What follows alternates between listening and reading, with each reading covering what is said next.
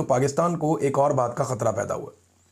पाकिस्तान के पास कुछ intelligence reports हैं, और ये मैं आपको ज़िम्मेदारी के साथ कह रहा हूँ, इक्का दुक्का जगह पे ये चीज़ें छपी भी हैं, लेकिन मैं जो आपको न्यूज़ दे रहा हूँ ये मैं अपने सोर्स से आपको खबर दे रहा हूँ, और ये कंफर्म भी कर सकते हैं जो जर्नलिस्ट हैं इस्लामाबाद में, रावलपिंडी में। पाकिस्तान की इंटेलिजेंस के पास ये इतला है कि भारत बहुत जल्द अगले 1 या 2 महीने में कोई ना कोई फॉल्स फ्लैग ऑपरेशन करके दोबारा पाकिस्तान के साथ ऑपरेशन सिंदूर जैसी सूरत पैदा कर सकता है।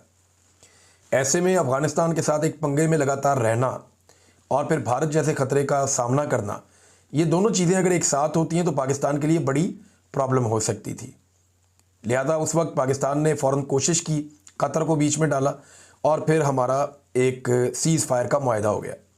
अब सीज़ फायर का मुआहदा तो हमारे पास है, लेकिन यहाँ पे एक और ख़बर आई है जो बड़ी तशवीशनाक है।